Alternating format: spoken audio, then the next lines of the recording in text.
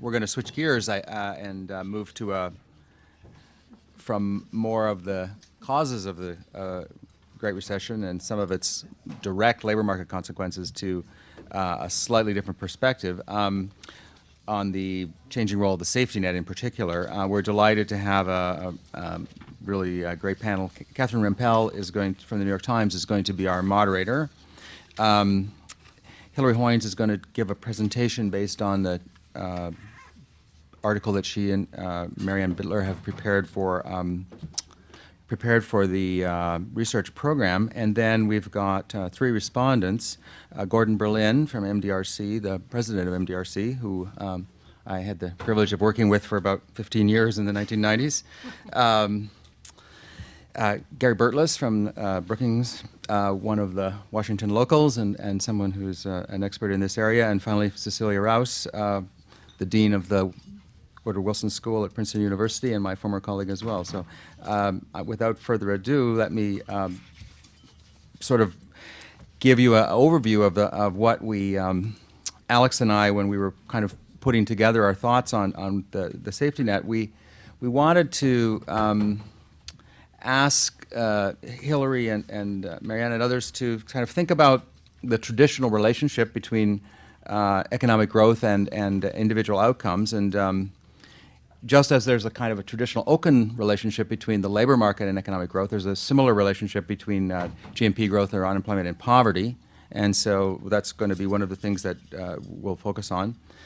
And some of the mediating factors in that relationship are, the very important part of that is the nature of the programs that we have to potentially put a buffer between labor income and actual final disposable income. And these would be entitlement programs like unemployment insurance, food stamps, and TANF, the welfare. In addition, disability insurance program, sort of the ultimate, I wouldn't call it safety net, but safety trap. So we're asking how has the safety net performed in this current recession? Has it moved in a different way than we thought? And I think there's going to be some interesting and surprising, I think, findings on that. We'll also try and address a question that I think is pretty important, which is, has the safety net itself been one of the causes of the prolongation of the Great Recession? And I think Hilary will probably have a little bit to say about that, and that's probably something that has attracted quite a bit of informal attention. I will say one other thing. There's another contribution to the volume, which we're not going to talk about too much today. Jesse Rothstein did a very interesting study on the potential trade-off between unemployment insurance system and the disability insurance system, and asked a really interesting question, which is, to what extent does the availability of unemployment insurance for people who've lost a job curtail or prevent them from moving on to disability insurance? And so I think I can say that his findings suggest that, in fact, the role there is pretty small. But that's another aspect of this work that it may ultimately attract quite a bit of interest. So without further ado, let me turn the tables over to Catherine. So thanks, everyone, for coming. Hilary, I believe, is going to open with a presentation, as far as I understand, for the structure of this panel. So if you want to go ahead and take it away.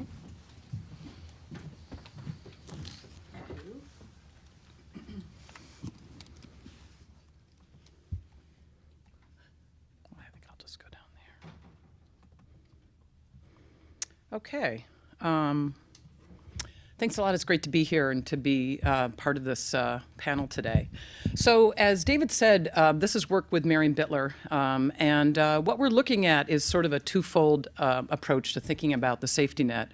And in general, we're relying on the historical experience as well as the great amount of variation across states in the severity and timing of cycles in order to try to parse out this question about the relationship between growth in the labor market and well-being for the more disadvantaged part of the population and the mediating factors of the social safety net. We also looked at the private safety net, but I'm going to focus here on the social safety net.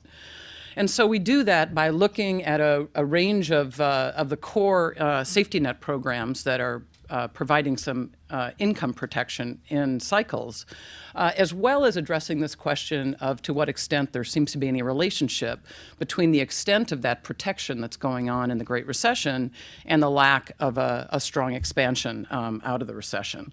So let me just show you one picture to sort of motivate the landscape here. So what I've got here is the core safety net programs that formed what we focused our analysis on back to 1980. And for each one of those programs, we've got just the aggregate amount of spending in real terms on a per capita basis. And what you can see here, and then an annualized version of the standard cycle definitions. And the red lines are the disability programs, the dashed one being SSDI, the larger one, the solid one being the income-conditioned smaller one, SSI. The blue lines are TANF and food stamps, the sort of core welfare type part of the safety net. And then the black line, the larger one, is unemployment with the very large fluctuation that you can see in the cycle. And then the one with the symbols is the earned income tax credit. So part of the story here very much comes down to the fact that at the very low end of the distribution, TANF is very small, cash welfare is all but sort of evaporated, and in its place we know the earned income tax credit has really exploded. And that's kind of interesting because the earned income tax credit, while is very appealing in many ways because of its connection to the labor market and increasing incomes while incentivizing work, is not very well designed to provide income protection in recessions because, after all, you need to be working to get the EITC. So part of the story that's been kind of interesting out of this project is in observing the Great Recession, and what we see is that the most disadvantaged households, say less than 50% of poverty, have experienced a much greater reaction to the recession than we would have expected historically. And much of that seems to be because of the lack of assistance through TANF. At the same time, the EITC sort of takes its place to some extent, although it's also reaching much higher into the income distribution, but that's not necessarily providing a lot of cyclical protection, as you wouldn't necessarily expect from a program which is tied to employment. There's a little bit of a secondary story about married couples who experience a reduction in earnings and sort of earn their way into, by a decline in income, into the earned income tax credit, but that's not a huge part of the story. So that's the landscape for our analysis. And so our main findings on the safety net, to some extent, surprised us a little bit. So what's very clear is the point that I just made, is that cash welfare through TANF is reaching many fewer families, and its variation from year to year essentially bears no relationship to the cycle. Now, it never had a very strong relationship to the cycle, but that's gone. There's a little bit here, a little bit there, but it doesn't seem to be responding to need. The EITC does have some relationship to the cycle, reaches very many families, but is not providing a lot of counter-cyclical protection. It's providing a lot of anti-poverty protection in general, but not in a way that's very cyclical, which kind of makes sense.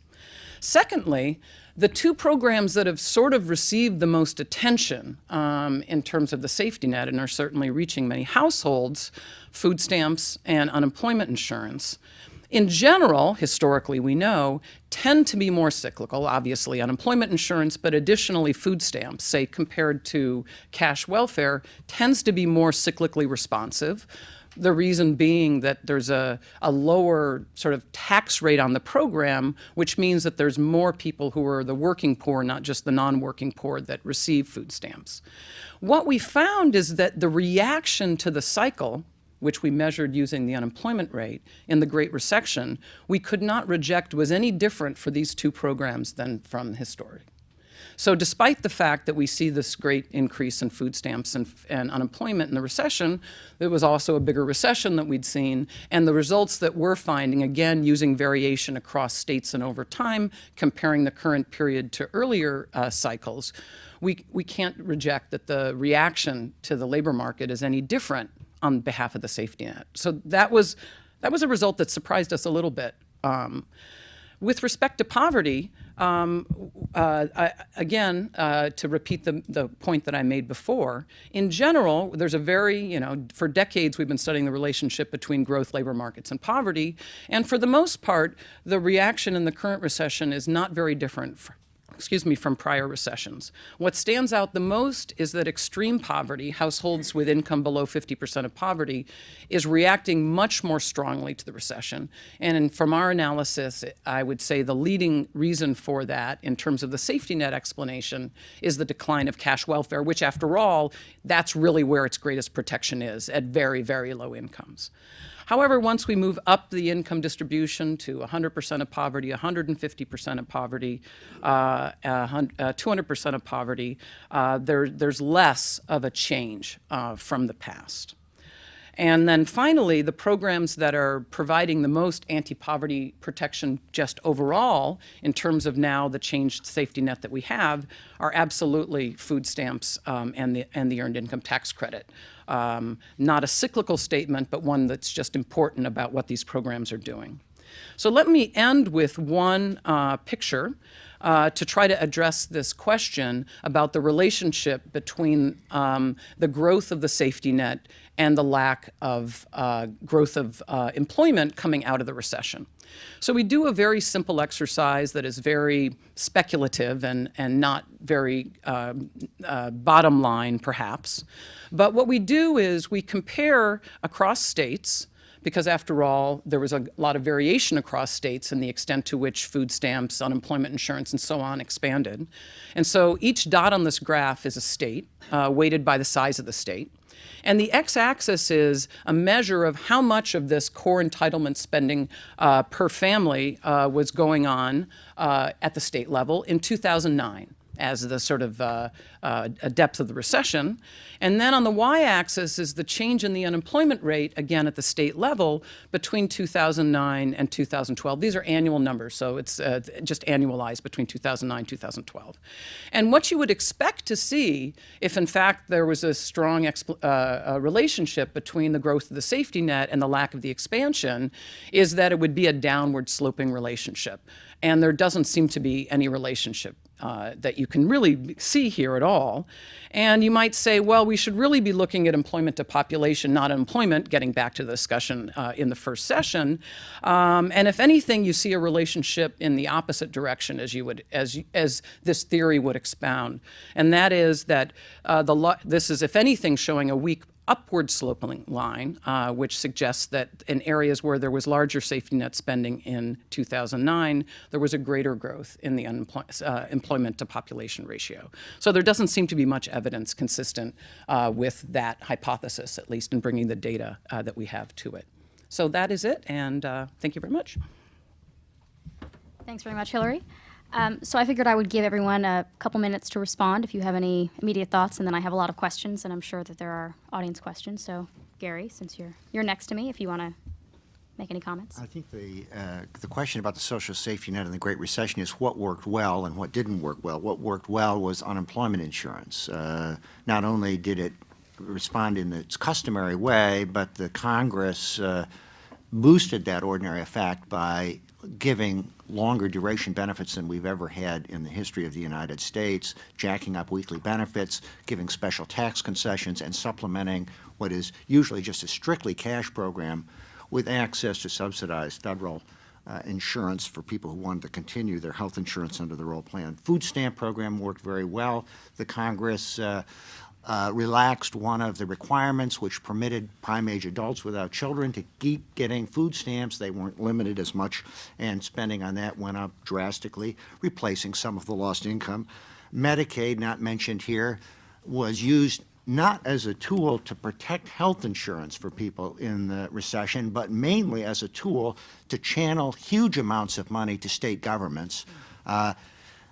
In terms of keeping publicly available health insurance for the indigent available, it did very well. I think the doctor is not pronounced yet on whether it worked as a tool to encourage states to hold up their public spending or to postpone when they raise taxes. To me, it looks like states may have done pretty much what you would expect when they have a real severe slump in revenues.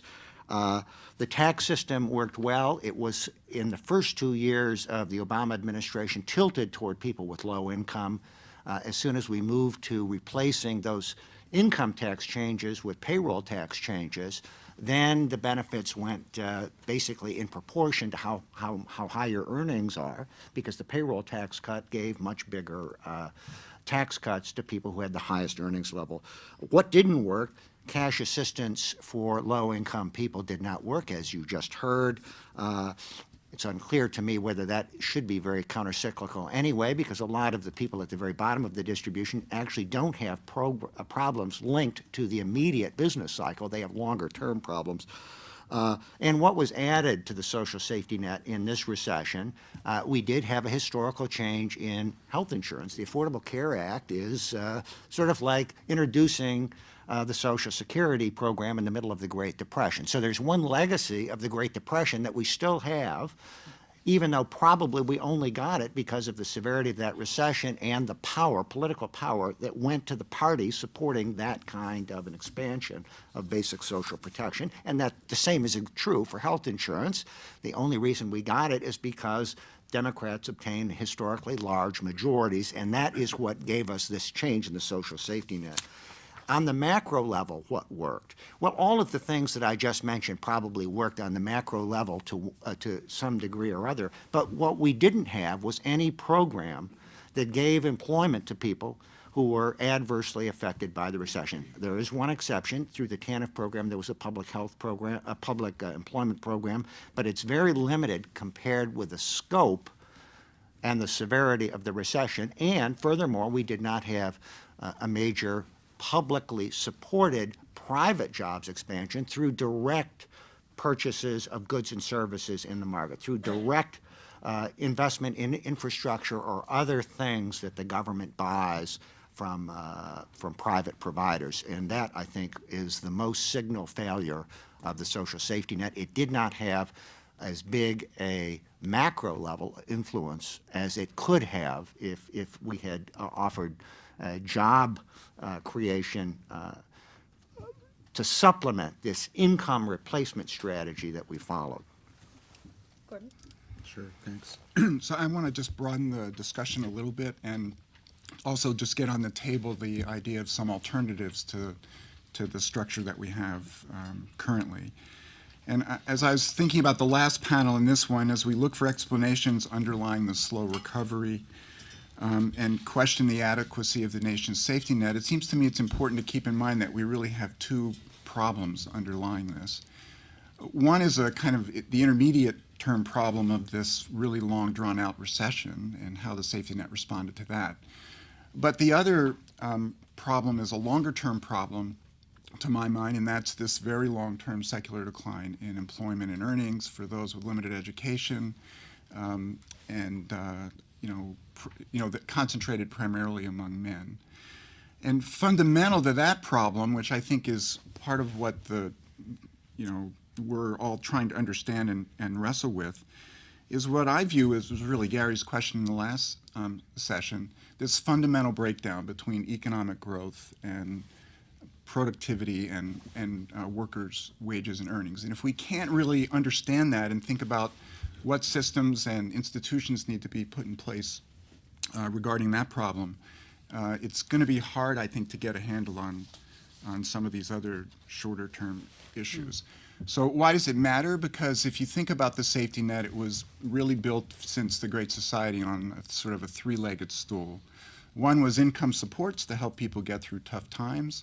And the second was investments in human capital that would help people take advantage of the third leg of the stool, and probably the most fundamental, which was economic growth. And why was it described in that way? Because there was a clear, direct relationship between productivity growth and growth in workers' earnings. They moved really in lockstep. And if that fundamental relationship is broken down, it has, it seems to me at least, profound implications for the safety net. With regard to the individual programs, I think food stamps did a really good job. It's interesting to contemplate that the House would cut $21 billion out of the food stamp program. They're uncomfortable with the fact that the rolls have grown as much as they have, and even the Senate bill would cut, I think it's a couple billion out of it. With regard to unemployment insurance, it seems to me that there are two basic questions. One is whether we're happy with coverage, given this kind of state-defined program. The Recovery Act included some money to do better on that, and 38 states took the money and have made some improvements, and we should be asking ourselves whether they did a sufficient job. But the bigger question is, how comfortable should we be with unemployment that extends beyond, I don't know, 36 weeks or 52 weeks or even well beyond that? At some point, what appears to have been a cyclical problem for individuals becomes more of a structural problem, and the idea that this scarring begins to take effect, and should we really substitute at some point some kind of public jobs alternative at that point? The welfare system is, to me, really straightforward. The 1996 Welfare Reform Act was passed in the midst of the roaring 90s recovery. The whole concept was that the safety net should be built around work, so we expanded the EITC, and we made the whole welfare system conditional and contingent upon work. And you can forgive the framers of the act for being unable to foresee the Great Recession, just as people who would have been in the midst of the Great Depression probably couldn't have foreseen the 1960s either. But the fact is, it really has uncovered, I think, the weakness. And I guess I'm disagreeing a tiny bit with Gary about the importance of the TANF welfare system with regard to a safety net. It is the unemployment insurance system for people at the low end. They often don't get into UI. There's a lot of movement back and forth in those systems. So in the aftermath of the Great Recession, the wisdom of having designed a welfare system that was entirely contingent on work. They didn't even allow you to get education and training for any length of time and have that count against your work participation standard. All the incentives and structure, and of course, if the states didn't respond to those incentives, well, then the system was time limited, just to be sure that everybody got the message. And that brings me to my last point, which is, if you were going to redesign these systems, what are the 2 or 3 things we ought to be thinking about? So one key question is, what role for public jobs programs or subsidized jobs? They've had I think, a famous positive history, starting with the CCC and the WPA in the 1930s, continuing through the C to PSE period. They had their ups and downs politically, but it certainly was part of the toolbox, a really important part. And it wasn't really any significant part of our toolbox today. And should it be, what would it look like? At MDRC, we're running several experiments of transitional jobs programs. They do get people working pretty quickly. The long-term effects on employment don't really materialize, but the experiments we've done so far are really aimed at structurally unemployed ex-offenders and long-term welfare recipients. And interestingly, and a bit of a puzzle for us, is why those programs have produced positive effects in terms of reductions in recidivism, even though the employment effects tend to decay over time. And we have a next generation of those experiments underway that we hope will teach us more about some of those issues. The second big question is, if it doesn't make sense to continue to condition welfare on work alone, but the idea of a quid pro quo and reciprocal obligations is going to be at the heart of our social safety net, do conditional cash transfer models like the Progressive model in Mexico make more sense? We've been running a test, as some of you know, of that. It does reduce poverty quite dramatically. The problem with our test is that it's built on the current safety net. We couldn't really ethically test an alternative to it in the current structure. But of course, we hope to also have not just effects on poverty and hardship, but longer-term effects on behavior. That is, the benefit was conditioned on kids staying in school and doing well in school, the whole family getting health checkups and dental checkups, and parents participating in education and training or working. And those longer-term effects on behavior are much smaller than we'd hoped, and we could talk about more of that, about why that is later. In some areas, there wasn't room to make a difference. It turned out poor people do all these things anyway. But in a few areas, we did get some positive effects, and I could talk about those. The last thing, if you buy the first argument about we really need to think about the much bigger picture out there in terms of these long-term secular declines and their heavy impact on men, and we need to create new kinds of structures and institutions that do what unions and the minimum wage seem to have done in terms of making growth be distributed more equally. For the 21st century, what other alternatives are there? One that I think is interesting to think about is a singles earned income tax credit that doesn't have marriage penalties, and that basically would be a vehicle to make work pay, so that if Hilary and I work next to each other and she has 2 kids and gets the EITC and I am a single male and don't, she gets $5,000 and I get $500. So it essentially says, shouldn't we be thinking about labor market policy, not income support policies, when we begin to think of that broader set of issues? And that's essentially what a payroll tax holiday did, but it wasn't targeted very well, as Gary said.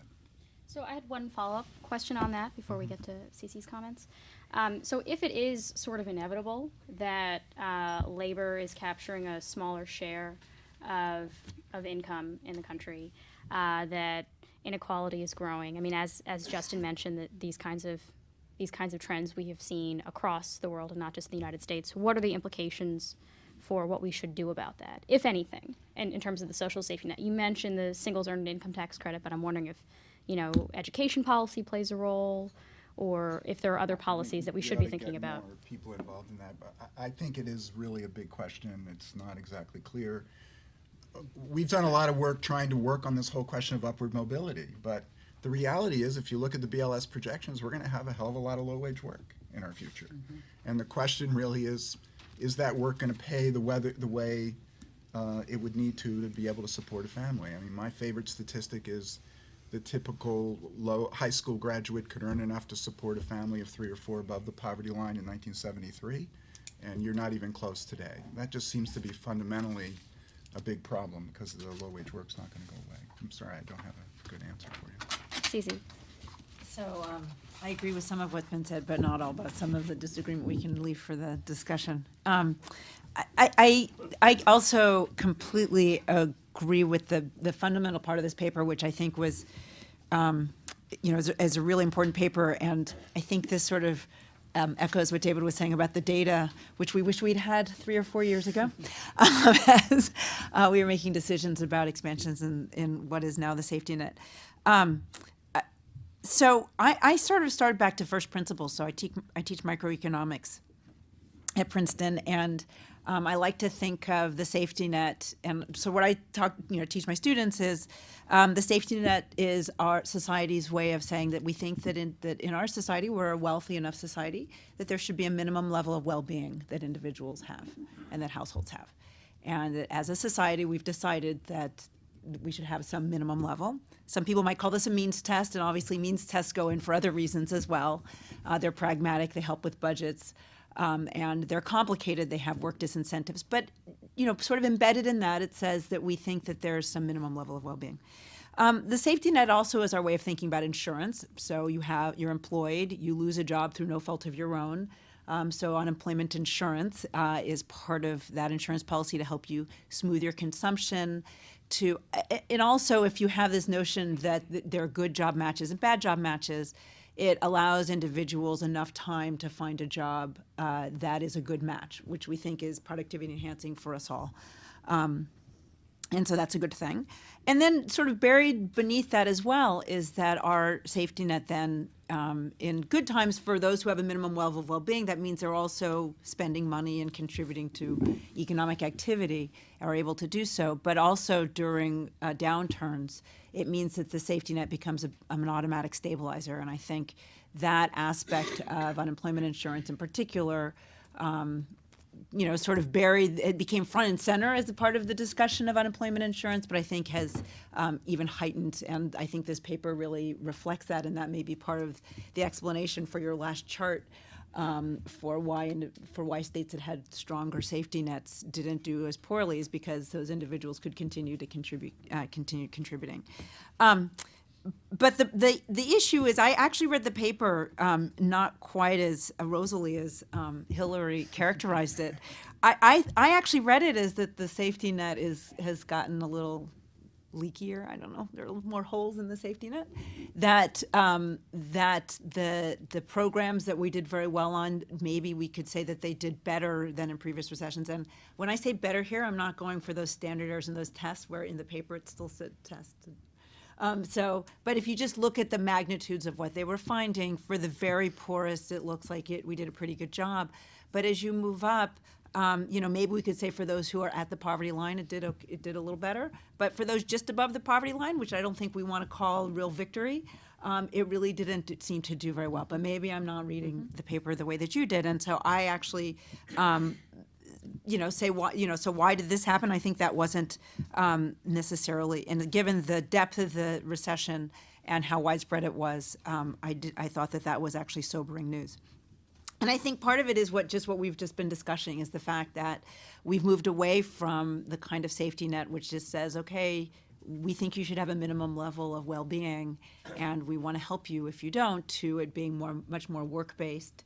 And when you then start to move toward work-based, one, you have those who are chronically unemployed or chronically poor, and that they're not due to the cyclicality of the recession.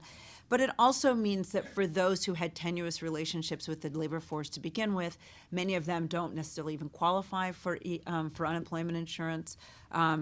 Hilary and Gordon have talked about some of the people who don't necessarily qualify for the EITC. You have SSDI, there have been historic relationships between SSDI, and that hasn't necessarily changed, but it kind of steps up in importance when you don't have other forms of cash assistance. And the thing that makes me pretty nervous about some of these changes is that the expansions in the unemployment insurance, part of it becomes almost automatic with the state triggers for extended benefits. Although not all states have them unless the federal government steps in. But then you have to have Congress step in and actually authorize them these even longer extensions. Now, Congress has historically done that, and hopefully they will continue to do so. But in this last one, because the depths were so low and it need to go for so long, there were moments when they were not extended in time. And we had moments when people were without their unemployment insurance. And so when Congress has to step in, and, I don't know if I don't want to overreach here in Washington, but I don't have a lot of faith in what our leaders are able to accomplish in these days. But that makes me kind of nervous that our safety net is contingent on individuals being able to agree on the way forward. So I want to talk just a little bit more about thinking about unemployment insurance in particular, which is how I read the paper, is saying that the unemployment expansions were very important part of the safety net in this recession. And so as I think about that, not only do you think about the fact that it doesn't have full coverage, we have designed an unemployment insurance system which is designed to be temporary. It's really meant to say it's insurance. It's meant to get you to your next job. As a result, it was a really big deal when the administration made an administrative change and said, and it was sort of temporary, saying, states, you can allow people to go back to school while they're receiving UI. And states had to opt to take this up. And that's because unemployment insurance is not meant to help you while you're going to school. It's meant to transition you while you're finding another job. But going to school when the opportunity cost of going to school is pretty low because there aren't a lot of jobs available, seems to make a lot of sense. A lot of states took them up, and we're trying to encourage individuals, or make it easier for individuals to go back to school. Another area was you're not allowed to be self-employed and start your own business while you're receiving UI, because again, it's not meant to sort of help people do this other activity. They're meant to be transitioned to a new job. So if unemployment insurance is going to become more front and center as part of the safety net, I think we need to wrestle with how do we want to construct it, and who should be eligible. The next part has to do with eligibility. Yes, the Recovery Act expanded eligibility, but one area that I think we need to be cognizant of is that independent contractors aren't covered by unemployment insurance. And as firms start to move towards hiring more, transitioning individuals from being regular employees to being independent contractors, that's going to be another hole. So again, UI was never designed for this purpose, and if we're going to move in this direction, I think we have to move so cautiously. So last thing, I just want to echo what Gordon said about especially with these work-based programs forming the core of our safety net, is what about the long-term unemployed? Again, this recession, this is obviously a larger group than we've ever had historically. But again, even UI being 99 weeks makes many of us choke. That wasn't true in every state, and that's rolling back. And yet many people are still unemployed and have expired their benefits. We don't have cash assistance. They're still eligible for food stamps. SSDI is still possibly available. What'd you call it, David? The safety trap. But I think if we're going to be starting to think about a safety net, again, some of these individuals need to be incorporated as well. So my big question is sort of a philosophical one, sort of a practical one, which is, over time, we have seen this shift of the social safety net focusing from the very poor to those who can't or won't work, depending on your interpretation, to those who are working, to the near poor, to the middle class. And this predates the Great Recession. I think Robert Moffat had a big paper about this, and he wrote for Russell Sage, I think. And is that what we want? Is that a good choice that we've made, to the extent that it has been an explicit choice, both in terms of automatic stabilizers during recessions as well as longer-term growth potential? If anyone wants to weigh in, otherwise I'm happy to pick on someone. So I would just say it was the right choice in the 1990s, and it's absolutely a bad choice in the current period. And the problem is we need to build in a system that works really well in good times and also works well in really bad times. Why is it a good thing to have done in the 90s? Because welfare is never going to be worth enough to help you really get out of poverty. But if you can combine earning supplements with and food stamps with a low-wage job, you're going to be substantially better off. And it was the right message to send to people to try to get them to mix benefits and work in the roaring 90s when there were plenty of jobs. It's absolutely, the wrong place to be in a period like this, because it leaves a lot of hardship with very few options, in my view. Gary, any thoughts? Well, actually, the trend from the Great Depression until probably the mid-90s was much more toward the social safety net that is providing protection to everybody in society. It was the growth of Social Security, the growth of unemployment insurance benefits, the growth of disability insurance benefits, which, after all, does go to middle-class and upper-middle-class people, too, if they become too disabled to work. And the Medicare program, these were the real engines driving spending on the social safety net, and they remain the biggest elements of it. I think Gordon is talking about the parts of the social safety net that are aimed at people who we can expect to be in the lower ranks of the income distribution during much of their life. That is a different problem, in my opinion, and particularly when we're talking about a Great Recession, we are talking about people who got very badly hurt, who were in the middle class when the calamity struck.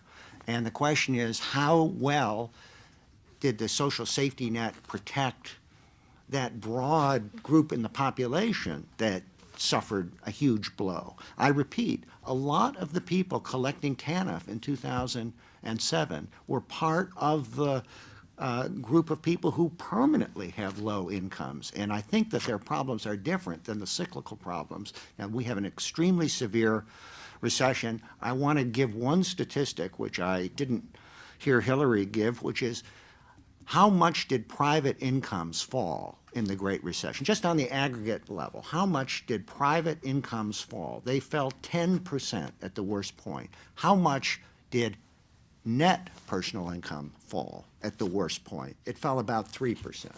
So that says the social safety net did a heck of a lot in combination with the income tax and payroll tax system to buffer the broad middle class from the huge hit they otherwise would have taken if their incomes were totally produced by our market economy.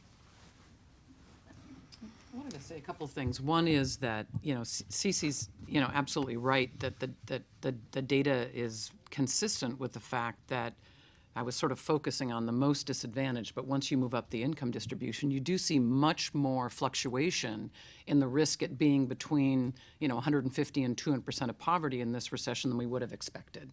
And the safety net doesn't seem to have taken care of all of that. And whether that is, I think the leading explanation for that is the nature of how this recession and the composition of it is different, apart from just what the unemployment rate overall would show. But we don't really have the evidence in that paper to really say that that's true. The second thing is I think we really do want to rethink or think about whether or not we need to have some, if we decide as a society that we want to protect extreme poverty, and I think that's very open to discussion about whether Americans want to support people who are out of work in the non-UI sense of the world. I think that there's a strong argument for making a TANF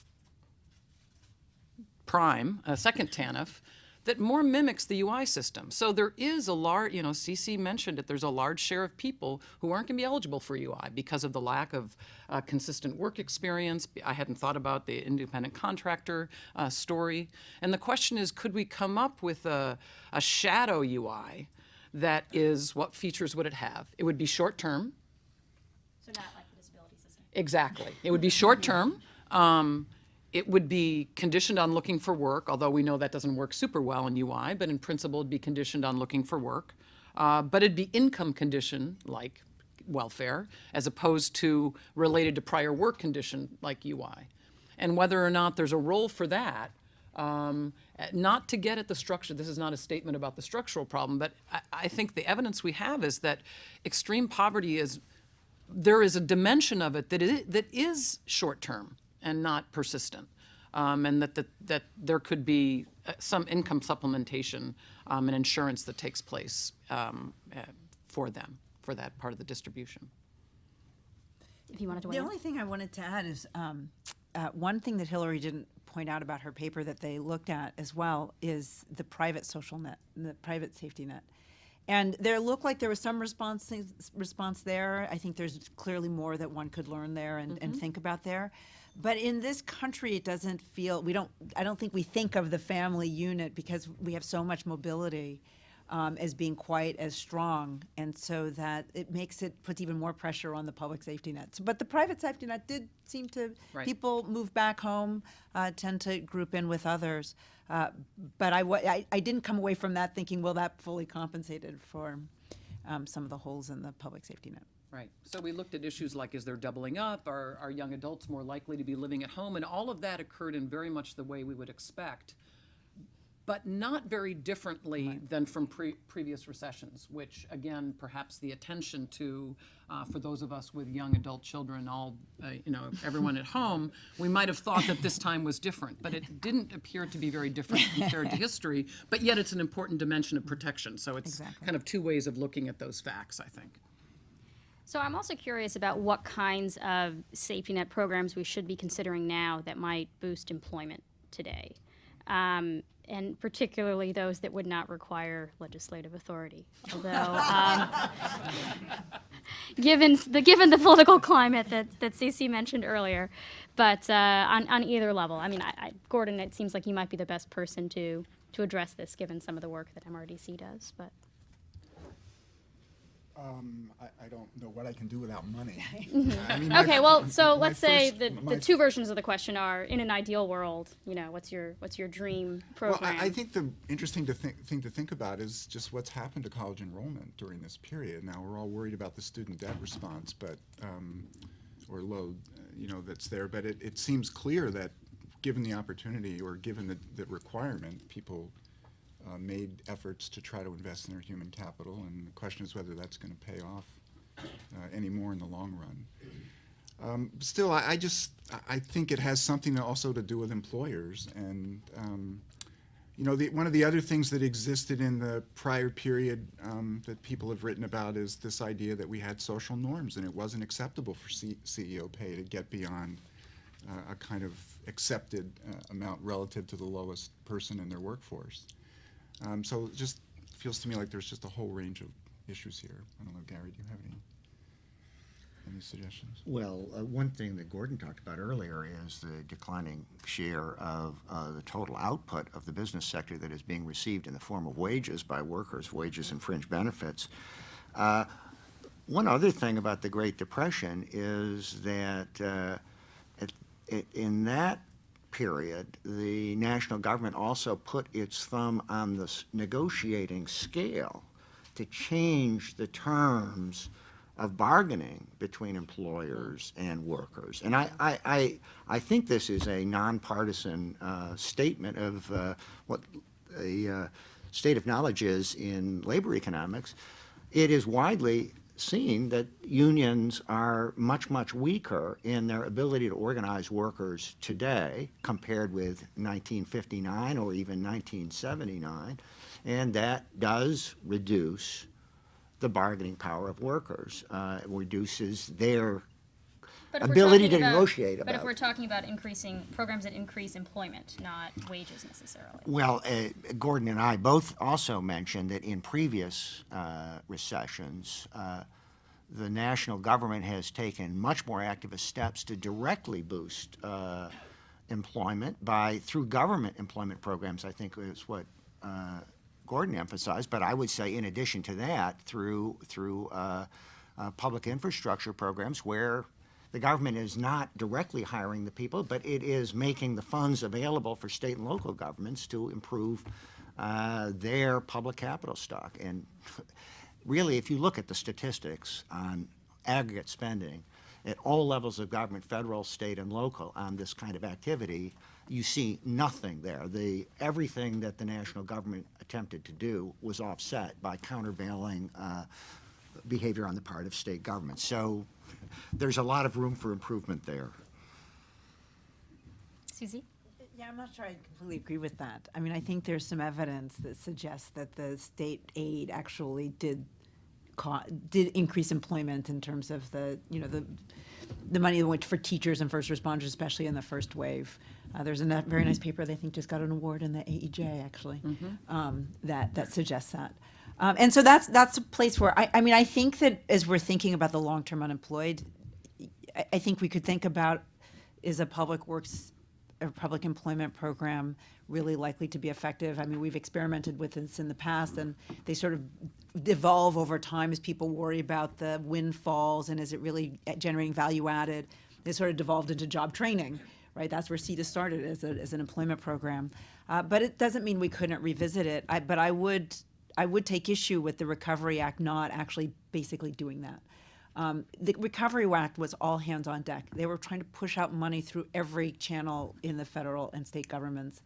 And in the end, that's what agencies were doing, was hiring. I mean, I get that a third of it was the tax cuts and the food stamps, but there was a big increase in the spending and that went to a lot of different agencies. A lot of them had more money than they knew what to do with and couldn't spend it as quickly as we had wanted them to. There were also some sort, not exactly public works programs, but there were some states that used TANF funds to subsidize That's exactly right, private and they were employment, they were very effective. I mean, is there any thought about pushing to expand those kinds of programs? There has been.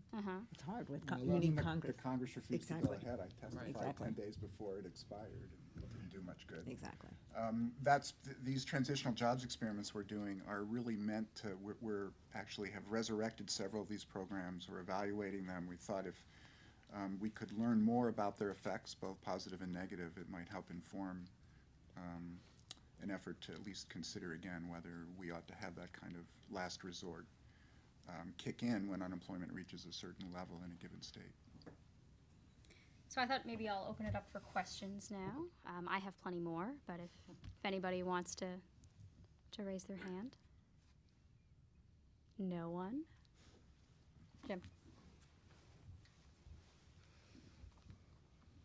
So let me ask, as a public finance economist, I think maybe to Hilary as a fellow public finance economist thinking about these questions, right? There is in many of these programs a set of implicit or explicit taxes that if we think about this from a supply side perspective, it does create a wedge between the incentive to supply labor and the and what it would have been in the absence of these programs. And probably the person in the academic community who has taken this argument most forcefully forward would be Casey Mulligan, who argues that the expansion of these programs did substantially magnify the set of wedges that were out there for private supply of labor. Now, of course, those arguments run in this case into the teeth of there was limited demand, and therefore you couldn't find the chance to find an employer that we talked about in the last panel. But we're looking at a chart that's here on the screen that shows total spending on these programs at an aggregate level versus employment to population ratios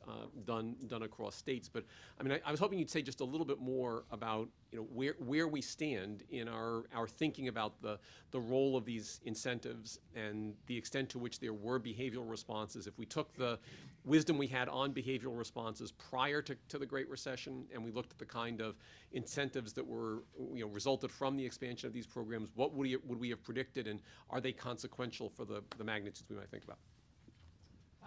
So obviously at the core of any safety net program is a balance between protection and distortion, and that's kind of hard to move away from in basic fundamental design. So if you create a program, take food stamps as an example, you're trying to provide some income protection, but in the process you need to eventually phase it out, or you're giving everybody income protection across the income distribution, you're giving a grant, and so that fact that you have to phase it out is what creates the wedge that, of course, Jim was talking about. So this is sort of a iron law, if you will, of maybe with the EITC as a small deviation from that in some ways.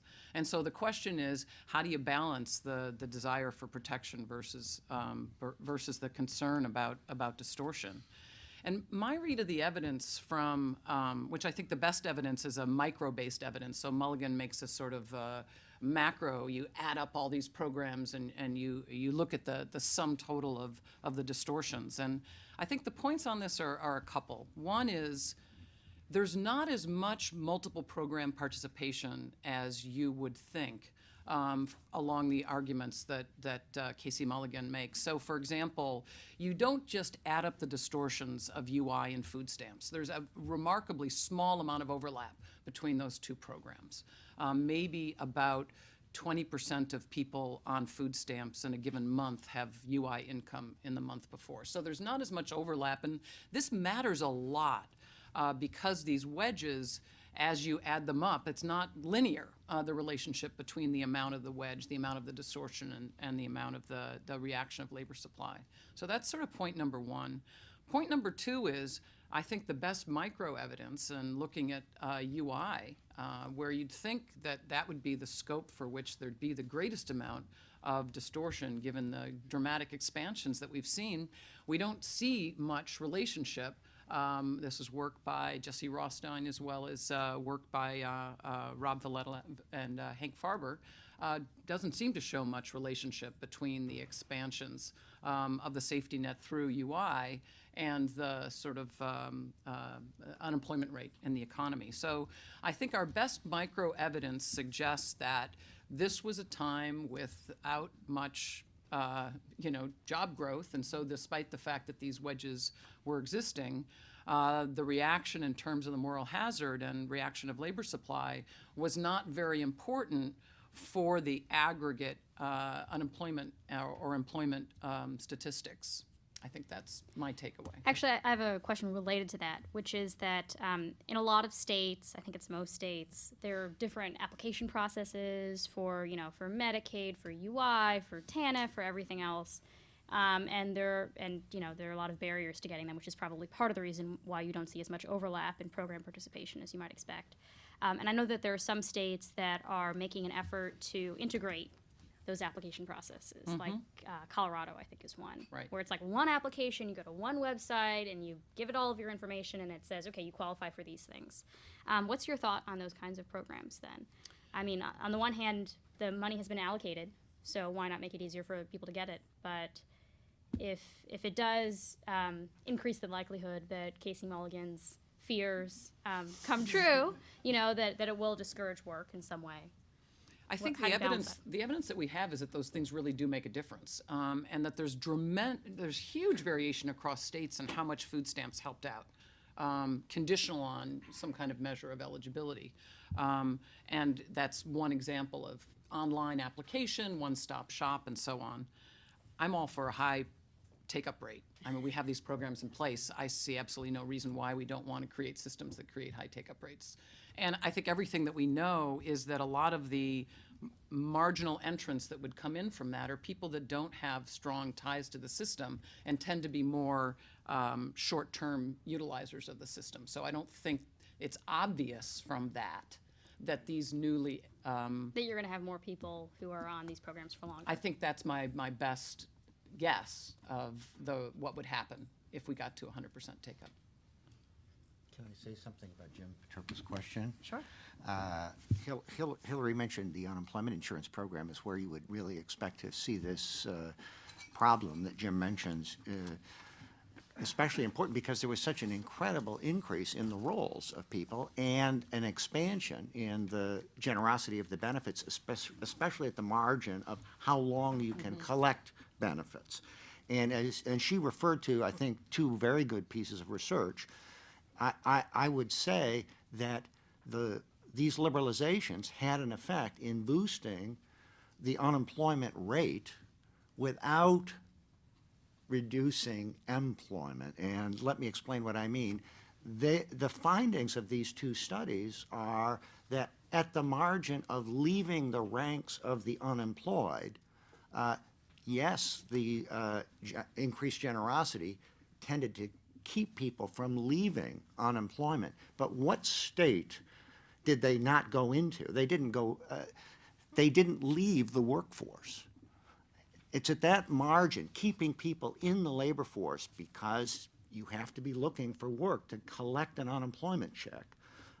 The notion that it raised unemployment because it reduced employment, which I think is the burden of Casey Mulligan's argument, seems to be completely contradicted by the data. In fact, I suspect there was no reduction in employment as a result of these liberalizations because operating outside the margin at which Casey Mulligan analyzes the world, we had a major form of stimulus going to people who had been unemployed for at least 6 months before they got the first dollar of the benefits. These are not people, even if they are receiving an unemployment check, that are not going to spend that money. They're going to spend the money pretty fast, and most analyses suggest that this has a very good multiplier. So in other words, they spend the money relatively quickly, and it's used to purchase things from someone else. So my guess is we change the identity of the people who end up in jobs. Some of the people ended up in jobs who were not covered by unemployment benefits. They got the job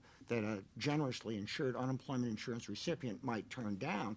But in a world where you have insufficient aggregate demand to employ everybody who's already looking for work, the notion that you greatly reduce the number of employed people through the program in the midst of a recession this severe strikes me as bizarre in the extreme. Yes. So listening to this discussion, trying to reconcile the second part of the discussion with something Gordon raised, and perhaps something that was related to the first panel, which is one structural change that seems like might be important is the increased long-term unemployed. And this might even be related to Catherine's question about the Beveridge curve. So I agreed with the earlier remarks that it could be just loops and so on, but there are some things that suggest structural changes associated with the Beveridge curve. One thing we see that's gone along with the shift in the Beveridge curve is that the job filling rate didn't rise nearly as much as you would have expected. That is, the hires per vacancy didn't rise, and this suggested that firms are especially reluctant to given a vacancy to hire workers. And the question is why? There's lots of reasons why. One possibility is that, is the composition of the unemployed. Is now that friction much larger because there's all these long-term unemployed and they're trying to figure out, okay, who are these guys? So that seems like an important structural change potentially. And then as I listen to this last part of the discussion, I think I'm hearing you guys don't think the safety net had any role in driving this. Is that what I'm hearing? Am I hearing this correctly? Then I do think this is a structural change, and I'd be interested in your own thoughts about, okay, if that's not what's driving it, what else is? And I've even hinted that there are other kinds of structural changes going on that might be related. But again, I wanted to confirm, you guys are saying that the important point that Gordon raised of the change in the long-term unemployment is not being driven by, I'll call it the safety net on large, on all the different dimensions you've been talking about. I think that's what we're saying. I think there's very little evidence that is true. But where I got a little confused is I think I don't know, I don't want to speak for everybody here, but I think we agree with the relabeling of individuals who might otherwise have been called out of the labor force are now still looking, so they're now called unemployed. So I wasn't sure if you were including that in your sweep. Yes. Yes, you are. So I'm not sure why I think of that as structural, though. You know what I mean? To me, that's a labeling issue. But I was sort of looking for Larry Katz because I think he's got a paper that suggests that maybe some of this labeling has some implications for what we're observing with the beverage curve. Larry? He'll be here. Okay. Right. He's at saw him CBO. Yeah, okay. he left. Well, my impression is that from work that Bill Dickens and one of his dissertation students has done is that the relationship between shorter-term unemployment and job vacancies has really not changed. We're right on the same curve. It is the long-term unemployed that have moved us off, which is, I think, what you're referring to. And I agree. I don't think that is inconsistent with what we're saying in that a lot of those extra long-term unemployed, at least up through a half a year or so ago, are people who are collecting benefits that in previous recessions really would not have been available to them. And a lot of them are choosing to remain in the labor force in order to get a source of income during their long jobless spell. Whereas in an earlier recession, I think they would have withdrawn from the workforce. They just wouldn't have been called unemployed. The unemployment rate would be 3 or 4 tenths of a percentage point lower, I think, and so. But again, it's just a labeling issue. It's a labeling, but Larry, we were just implicating you. But the other part of it, and I think Larry, I think I got this from Larry, is that when they're in the labor force, they have an identity of being a worker. Mm-hmm. And one of the things that we worry about for the long-term unemployed is that they kind of slip away and just get very disconnected from the labor market. Whereas even if it's nominal, where they have to call the labor department and push one, they maintain their identity of a worker, which may ultimately reduce the amount of scarring and ultimately minimize the structural, and to the extent that we move into having a structural unemployment problem with this group.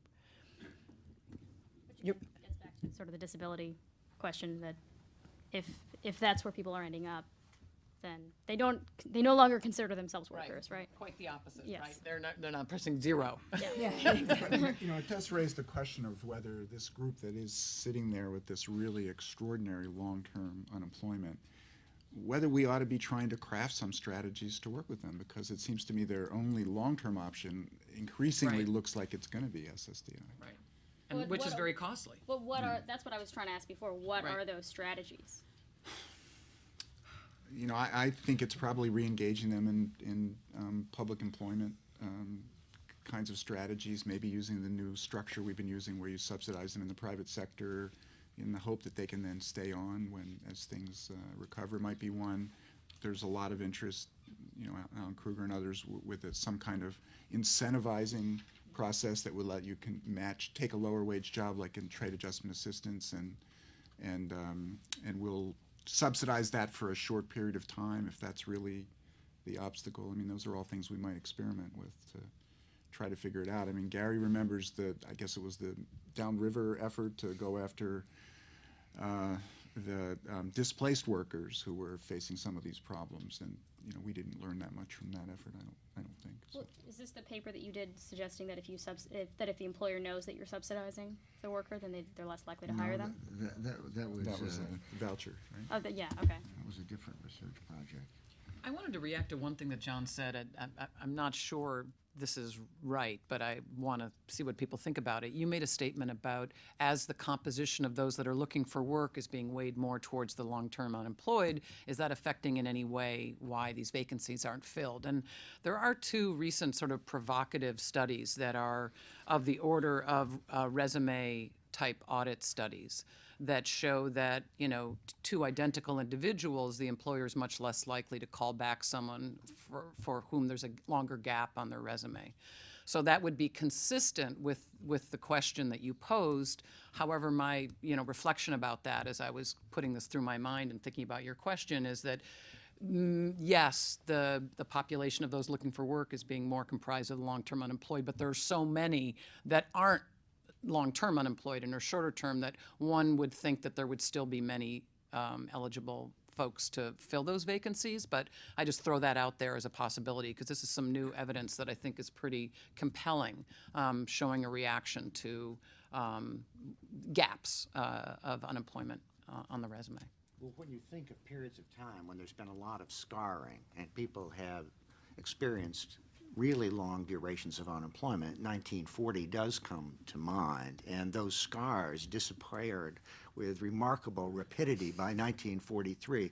So I do think that these experiments that show that employers differentially will make job offers, or at least accept the applications and consider people who have short durations of unemployment, whereas they'll reject people with the same career records who have longer spells of unemployment, mean that those folks are going to be at the back of the queue to be hiring. And so the only way to give those people at the back of the queue a good chance of getting hired is to just drastically reduce the number of people at the short end, you know, they just have dramatic improvement in aggregate demand so that get down to employers Well, want. yeah, in the 90s, convicts were getting hired. That's pretty right, easily, yeah, right? exactly. So, it's the same kind of thing. Yes? Hi, I'm Stephanie Schmidt. I'm with the U.S. Department of Labor. So one of the main themes of the panel was about the unemployment insurance system and its important role in the social safety net. I just wanted to make a couple of comments on that. And one is that a lot of states have big shortfalls in their state unemployment insurance trust funds. So I know that our folks at the Department of Labor are really worried about the next recession and how states will handle the next recession. And there are some states in particular that are dramatically decreasing the generosity of their unemployment insurance benefits, both in terms of the duration and the level of the benefits. For example, states like Georgia and South Carolina are reducing the longest amount of benefits you can receive from 26 to 20 weeks. So they're responding to the shortfalls in their trust funds, not by raising taxes on employers, which is one potential solution, but by reducing benefits on for beneficiaries of unemployment insurance. So I know that folks at the Labor Department are really concerned about that part of the social safety net fraying. So in terms of, Jim Paterba asked us to, you know, suggest future research agenda, and that might be one, is to look at the particular those states where the duration and generosity level of unemployment insurance has declined or is declining right now, and see the effect that has on the well-being of individuals who are unemployed. So, My thank you. understanding is that that the next crisis raises lots of concerns for public intervention of all kinds because of all, you know, the Rick Santelli rant and things like that, and just a lot of public opposition to expanding the social safety net, or the expansions that have taken place, including 99 weeks of UI and things like that. But yes. So Chris Ursig with just a brief follow-up on the macro implications of the abridgment of unemployment benefits and the fact that many people are running out of the period in which they can draw benefits. Is it, you know, possible or plausible that this would result in a relatively fast decline in the measured unemployment rate over the next couple of years, but basically a lot of it occurring through a continued fall in the participation rate? So from a macro perspective, would that make unemployment perhaps a less reliable signal going forward? Any comments? Well, make monthly commentaries on the unemployment rate, and I have mentioned the fact that those 99-week, that maximum extension has been scaled back in all of the states because no state now qualifies for 99 weeks. And so there has been a whittling back of that job production. And I have mentioned that one of the reasons that probably the unemployment rate has gained in some months is connected to the fact that some people are changing how they're classified. They're just not looking because they don't have the monetary reason to say they're looking when a census taker asks them what they're doing. But does that mean that they were looking before?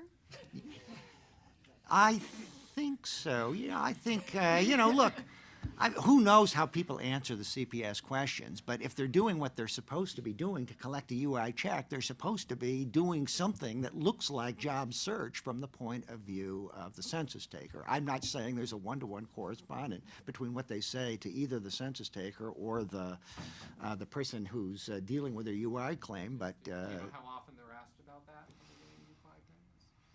How often? In some states, essentially zero currently because they're so overwhelmed. I'm just saying that they're actually not asked that question. Or you once every N months you log I in. think I saw the forms when you call them in by phone, and it does say there is something on the boilerplate about looking for work. Not very often. They may not be forced to answer the question, but there's going to be some correlation, I think. The previous speaker mentioned these cutbacks in the duration of regular unemployment insurance programs. From the private view of statisticians, that's exciting news because now there's going to be variation in the maximum, in the regular duration of unemployment benefits. There had been an incredible amount of uniformity across all of the states for decades in 26 to 28 or 30 weeks. And now there's going to be much more variation. I think Florida, the maximum duration would be 14 weeks if the unemployment rate is 5% or something. That's my recollection. And there are other states that have equally dramatic cutbacks in a benefit that has been available in the United States for 4 or 5 decades for 6 months. So the after effects of this Great Recession may be a diminution in the kind of social protection that unemployment insurance offers. I just wanted to add that I think we ought to be very worried about that, and not only the duration, but also what also is going on in terms of reducing the generosity of the formula for how much income protection is being provided on a week-to-week basis. So I think that's something we ought to be extremely worried about moving forward. Any other questions? All right, well, I think we are at break, yes, quarter till? Half-an-hour break. Half-hour break, okay, thanks. So you come all the way down to Washington for these things. I was here for the week.